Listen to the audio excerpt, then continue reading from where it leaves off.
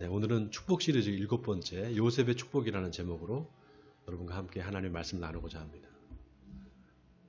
구약에서 가장 예수님과 닮은 사람을 뽑는다면 아마 요셉을 뽑을 것입니다. 요셉은 야곱이 낳은 11번째 아들이죠. 야곱이 아들을 12를 낳았는데요. 그 중에 라헬이 낳은 두 아들이 있었습니다. 첫째 아들이 요셉이고요. 둘째 아들이 베냐민이죠. 그런데 이 라헬이 베냐민을 낳다가 그만 죽습니다. 그러니까 여러분 생각해 보세요. 요셉은 그래도 엄마와 같이 살았던 잠깐의 그 추억이 있을 거 아니겠어요? 근데 어린 나이에 엄마가 돌아가시면서 얼마나 외롭고 슬펐겠습니까? 그래서 이 야곱한테 요셉은 각별한 아들이었습니다. 야곱이 요셉을 아주 각별하게 사랑을 해요. 그래서 성경에 보면 다른 아들들한테는 그냥 평범한 옷을 입히고요. 요셉한테는 채색 옷을 입혔다 이렇게 나와 있습니다.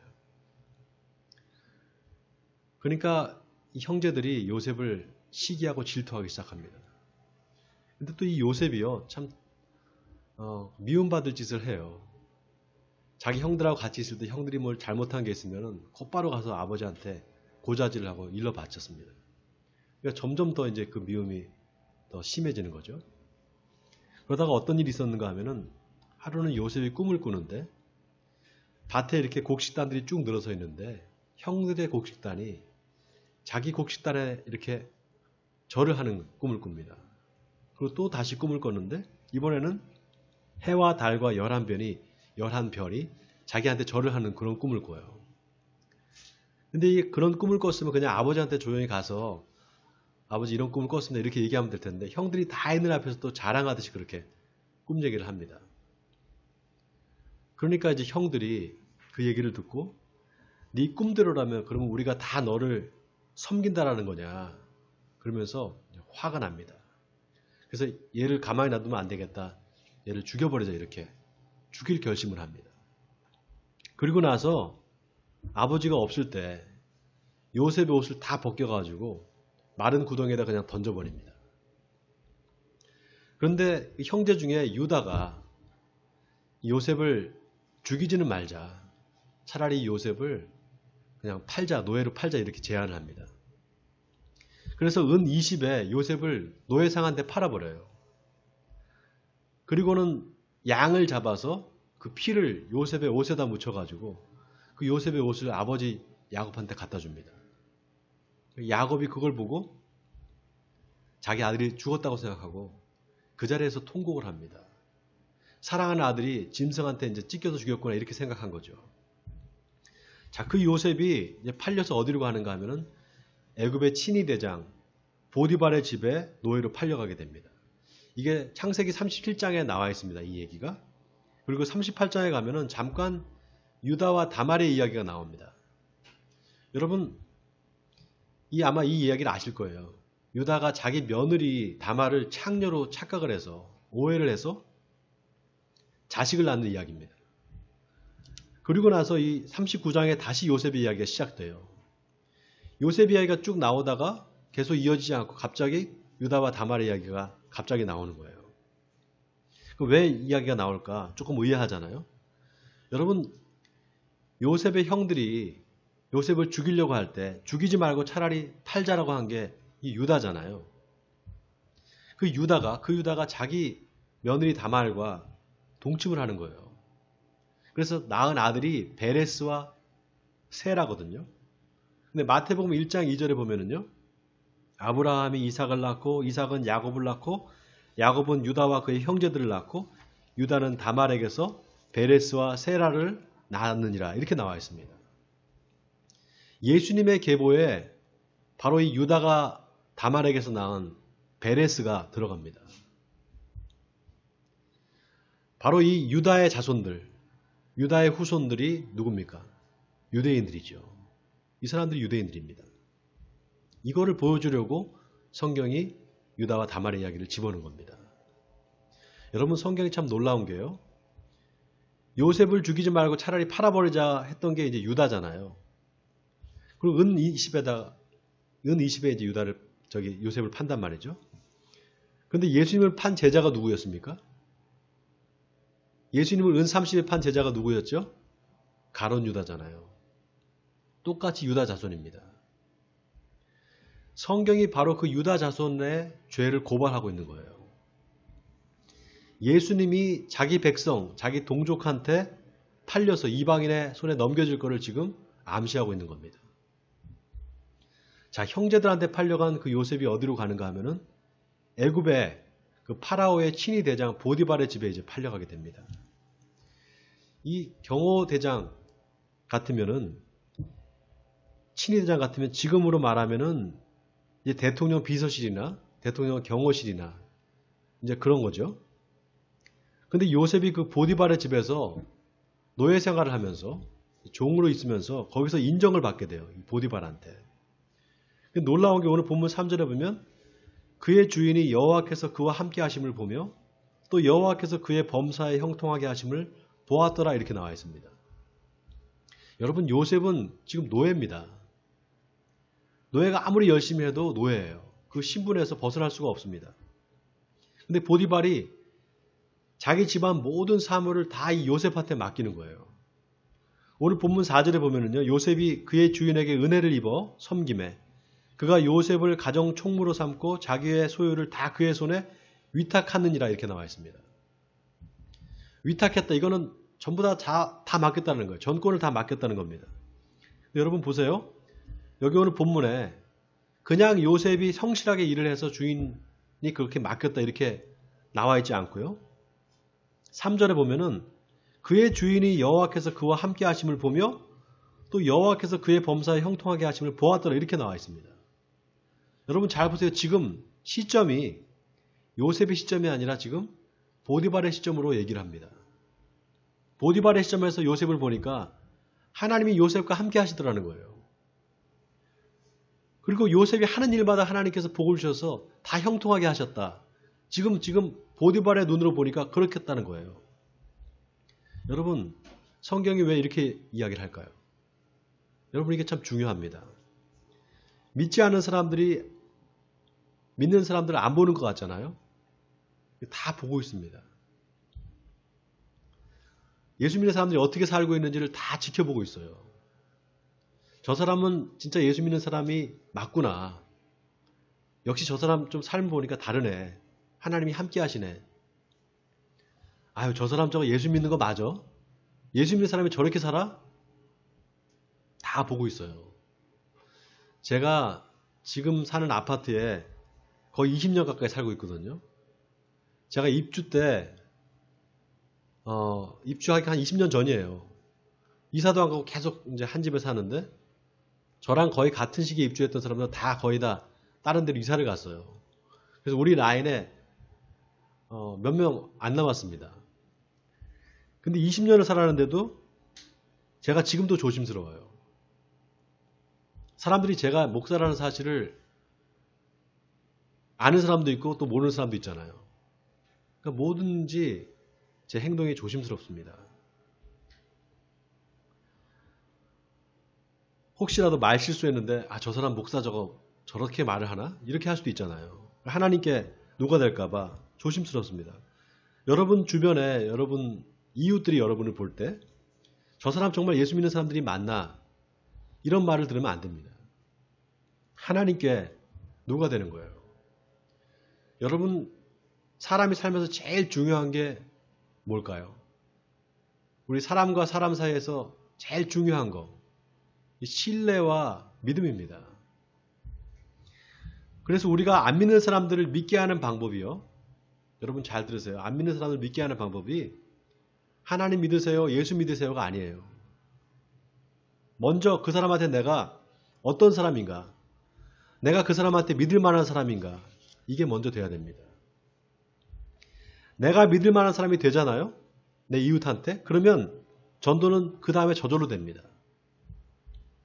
원하기는 믿지 않는 사람들이 저와 여러분의 삶을 보고 하나님을 믿게 되기를 주님의 이름으로 축원드립니다. 자, 보디발이 하나님이 요셉과 함께 하시는 것을 눈으로 보고서 이제 요셉한테 모든 걸 다 맡깁니다. 그러니까 하나님이 그때부터 본격적으로 이제 축복을 내리세요. 자, 다 같이 본문 5절을 우리 같이 한번 읽어볼까요? 본문 5절입니다. 네, 함께 읽겠습니다. 시작. 그가 요셉에게 자기의 집과 그의 모든 소유물을 주관하게 한 때부터 여호와께서 요셉을 위하여 그 애굽 사람의 집에 복을 내리심으로 여호와의 복이 그의 집과 밭에 있는 모든 소유에 미친지라. 자, 보세요. 보디발이 요셉한테 자기 모든 소유를 다 주관하게 한 때부터, 그때부터, 다시 말해서 전권을 다 요셉한테 맡긴 때부터 하나님께서 축복을 해주시는 거예요.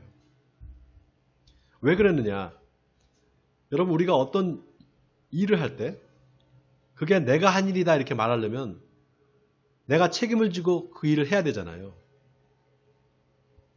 그래야지만 내가 어떤 일을 해놓고서 내가 이걸 내가 했다 이렇게 말할 수 있잖아요.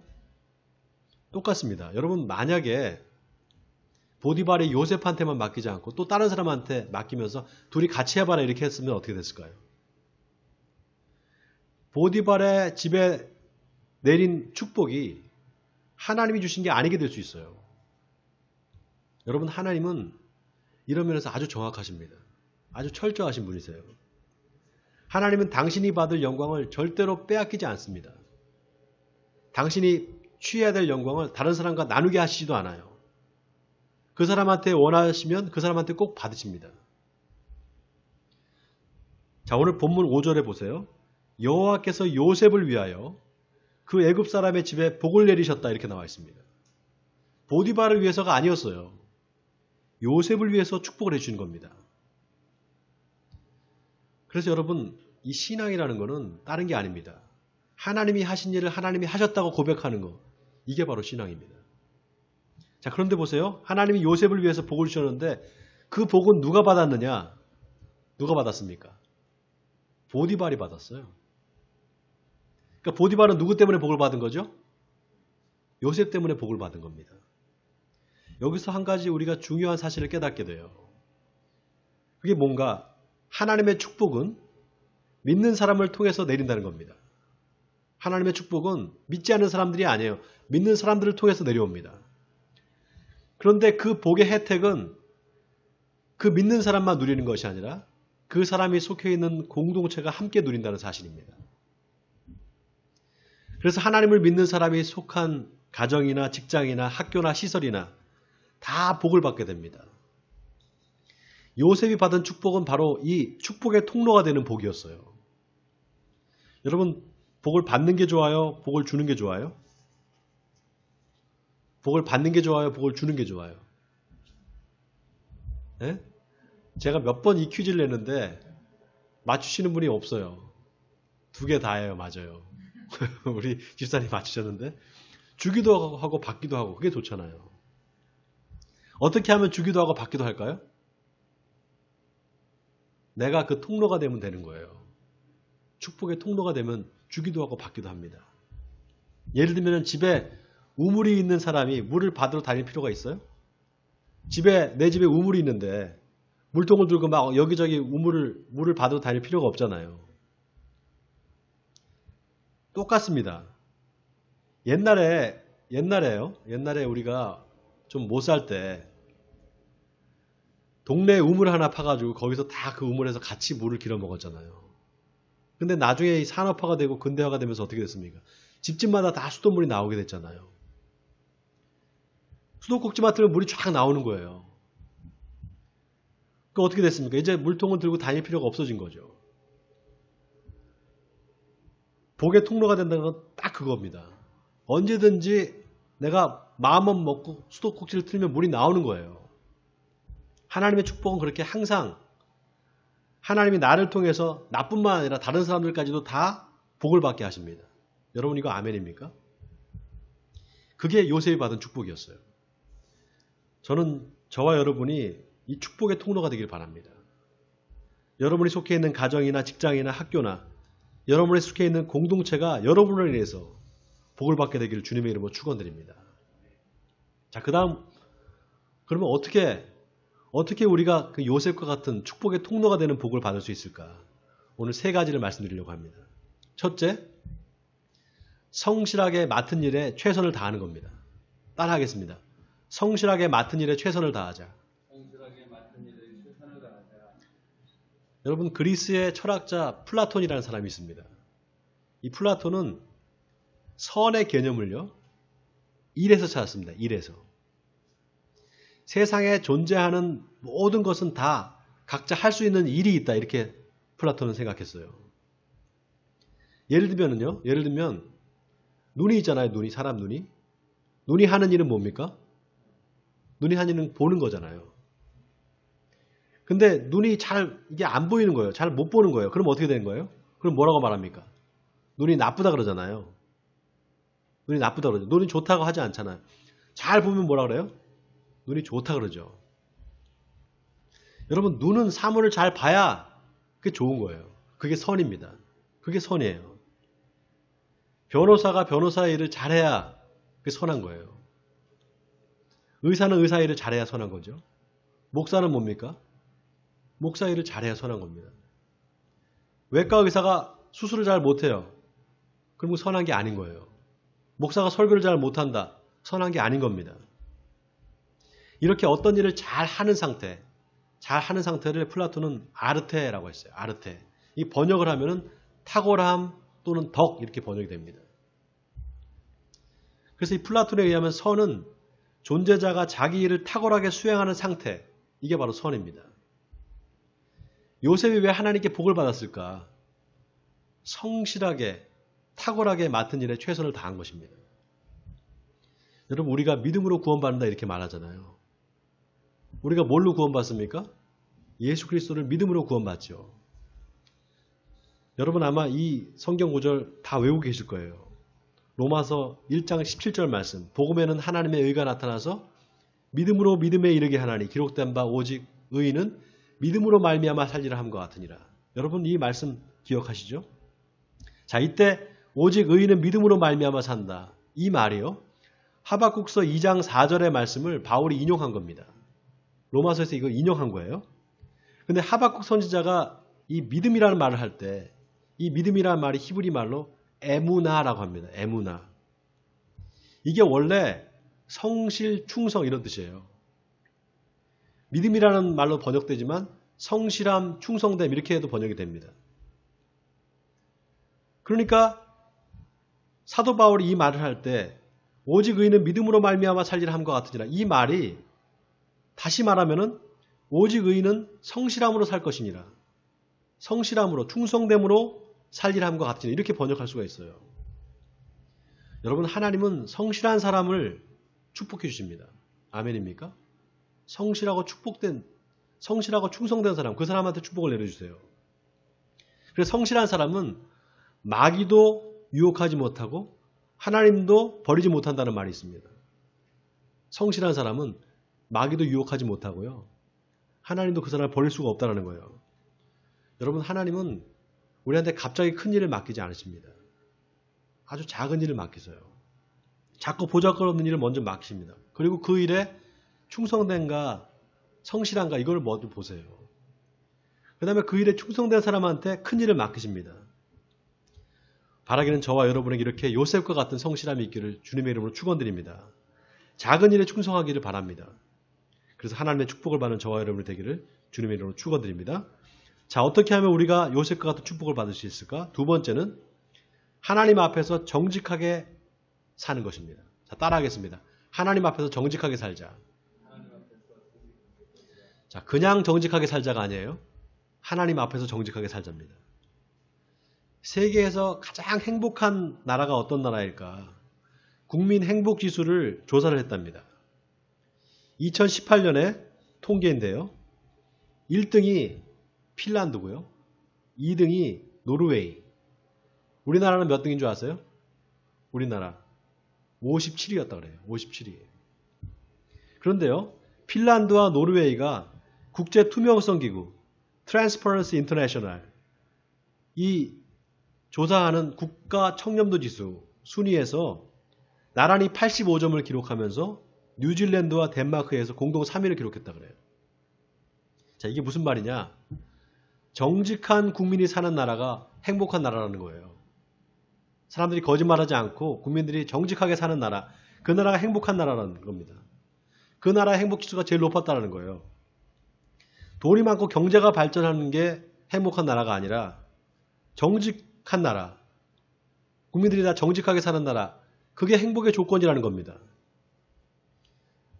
여러분 이거 참 놀랍지 않습니까? 행복의 조건이 정직이라는 사실 놀랍지 않아요? 지금 우리나라가 참 어렵습니다.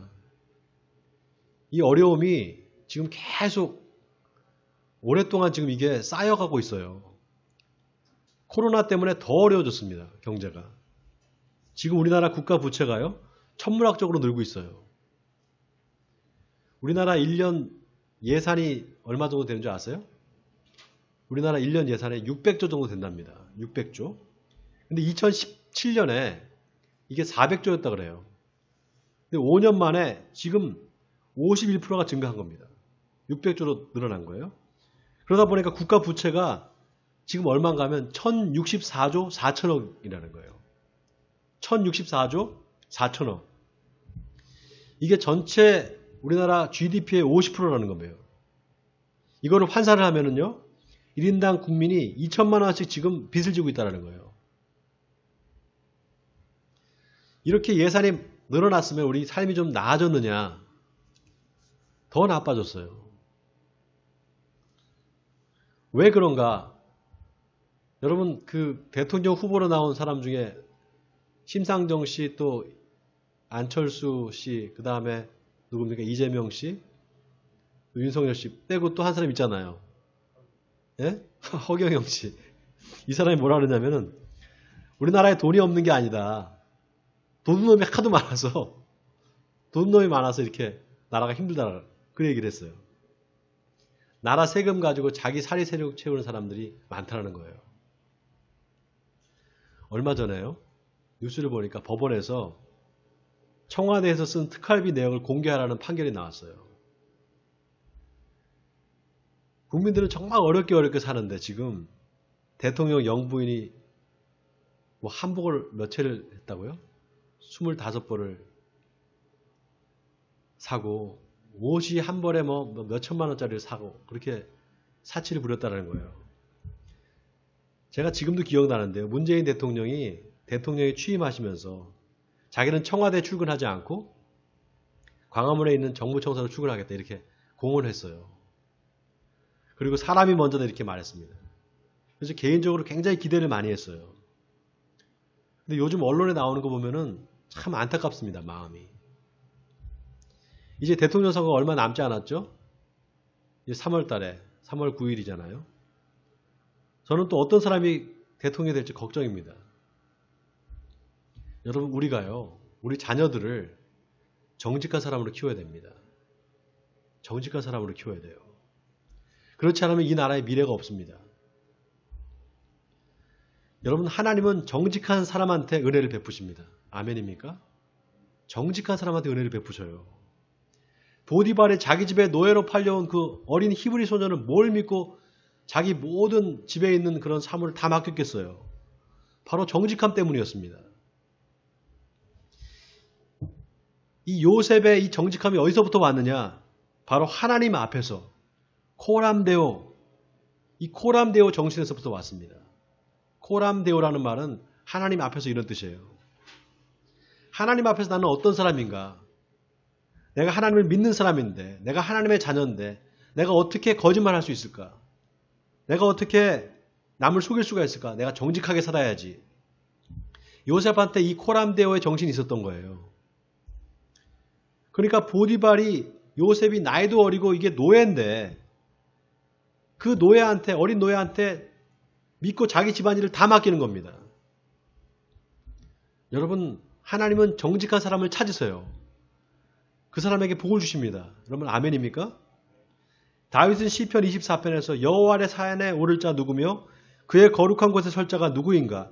곧 손이 깨끗하며 마음이 청결하며 뜻을 허탄한 데 두지 아니하며 거짓 맹세를 아니하는 자로다. 그는 여호와께 복을 받고 구원의 하나님께 의를 얻으리니 이는 여호와를 찾는 족속이요 야곱의 하나님의 얼굴을 구하는 자로다. 이렇게 고백을 했습니다.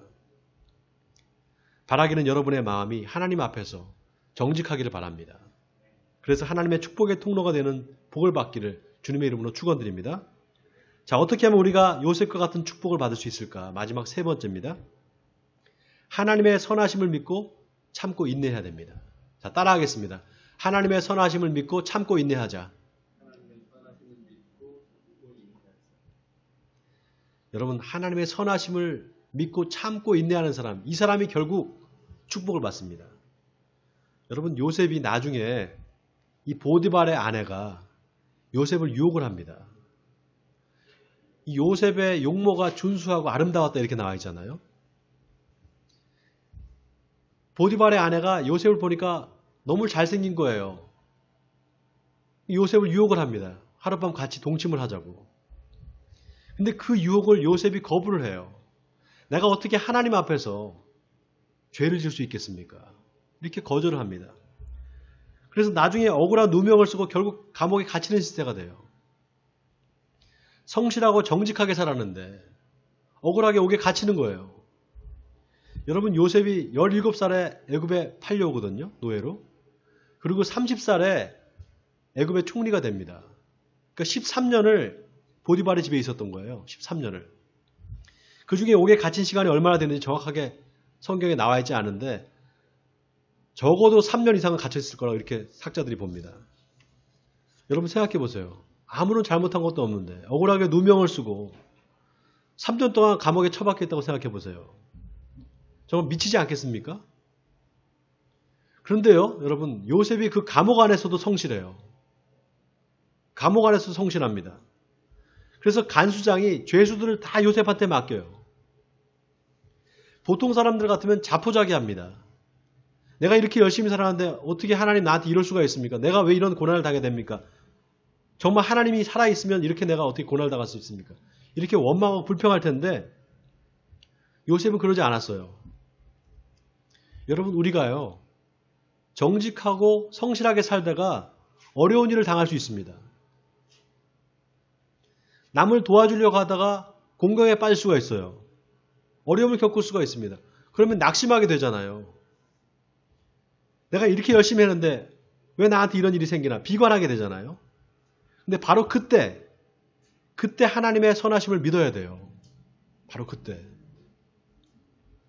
요셉은 지금까지 자기가 했던 모든 노력이 다 물거품이 되고 이제 내가 끝났구나 생각할 수 있는 그 시점에 하나님의 선하심을 믿었던 겁니다.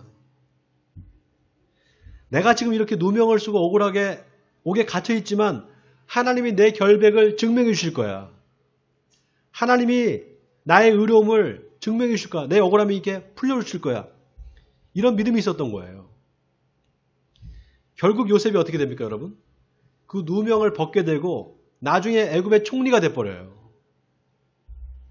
그리고 수많은 사람들의 생명을 살리게 됩니다. 바로 축복의 통로가 되는 복을 누리게 되는 거예요. 사랑하는 성도 여러분, 하나님의 축복은 하나님의 선하심을 믿고 참고 인내하는 사람, 그 사람이 얻게 됩니다. 그래서 요셉의 삶은 예수님의 삶과 너무 닮아 있어요. 형제들한테 팔려서 이방인의 손에 넘겨진 거, 예수님도 똑같습니다. 아무런 잘못이 없음에도 옥에 갇힌 것, 예수님도 그렇게 갇히셨잖아요. 그러나 그럼에도 불구하고 예수님은 끝까지 하나님의 선하심을 믿었어요. 마침내 예수님이 하나님으로부터 의롭다 칭하심을 얻게 됩니다. 요셉과 똑같아요.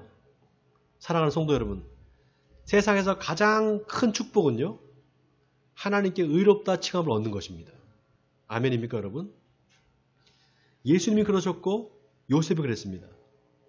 억울한 일을 당하고 고난 가운데 있다 할지라도 끝까지 하나님의 의로우심을 믿고 믿음의 절개를 지키는 사람, 그 사람이야말로 축복의 사람인 것입니다. 원하기는 요셉처럼 저와 여러분의 믿음이 고난 중에 더 빛이 나기를 바랍니다. 그래서 요셉이 받은 축복이 모든 성도들의 가정에 임하기를 주님의 이름으로 간절히 축원드립니다.